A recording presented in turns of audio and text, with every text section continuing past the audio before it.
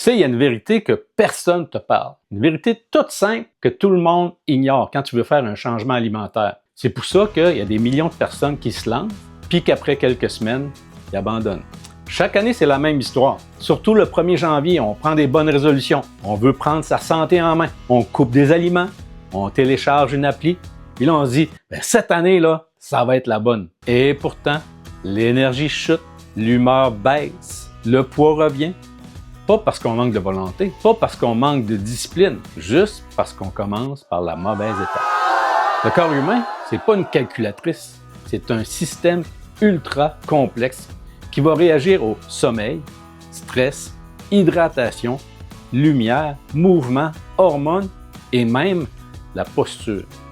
Puis si tu te lances dans un programme alimentaire sans avoir stabilisé tout ça, c'est comme si tu voulais repeindre ta maison, mais les fondations sont fissurées. Quand quelqu'un a de l'air plus en forme, c'est-à-dire la posture plus droite, la peau lumineuse, le corps plus ferme, c'est jamais parce qu'il a moins mangé, c'est parce qu'il fonctionne mieux à l'intérieur. Puis c'est là que se trouve l'erreur silencieuse.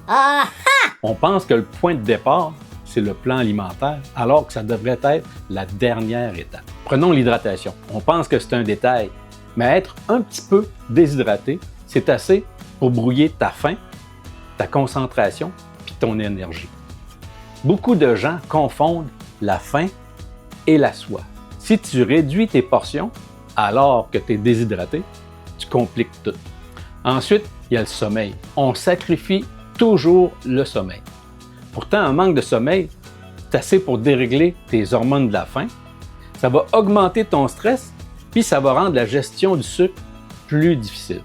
Beaucoup de gens vont commencer un régime alimentaire déjà épuisé, puis ils pensent que la fatigue vient du manque de nourriture, mais c'est surtout le manque de sommeil.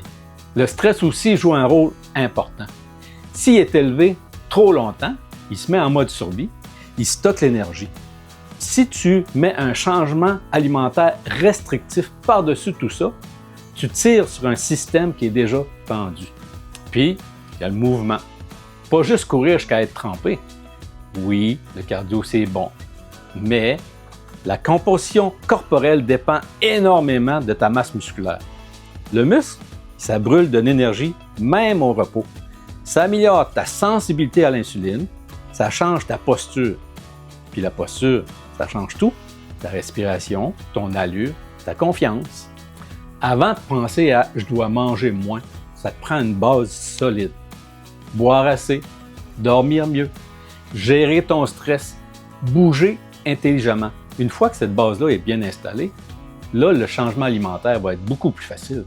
Puis quand on parle de nutrition, c'est pas synonyme de privation extrême. Les protéines aident à la satiété. Les fibres stabilisent la glycémie. Les bonnes graisses soutiennent les hormones. Le problème, c'est pas les glucides ou les lipides, c'est l'équilibre global puis la qualité de tes aliments. Planifier ses repas, c'est un super pouvoir. Quand tu sais ce que tu vas manger, tu vas éviter les décisions impulsives.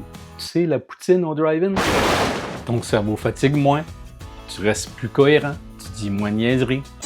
Puis l'énergie que tu ressens au quotidien ne dépend pas juste de tes calories. Ça va dépendre de ton sommeil, de ton stress, de ta glycémie et de ton niveau d'activité. Quand tout ça est aligné, tu te sens plus stable, plus confiant.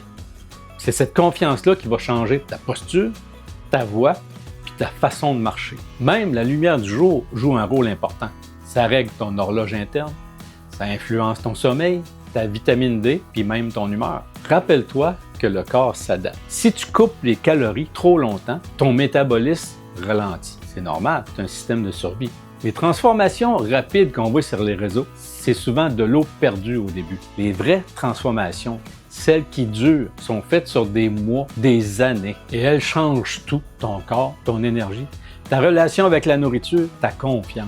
La vraie question à se poser avant un changement alimentaire, c'est pas combien que je dois manger pour perdre du poids. C'est est-ce que mon mode de vie soutient ma santé? Si la réponse est non, le changement alimentaire va être une bataille. Si la réponse est oui, ça va juste être un petit ajustement. Le corps, c'est pas un adversaire, c'est un système à comprendre. Puis quand tu le respectes, le changement extérieur devient le reflet d'un changement intérieur beaucoup plus profond.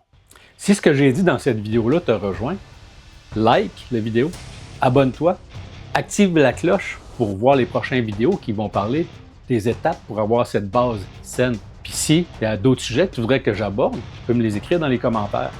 À la prochaine!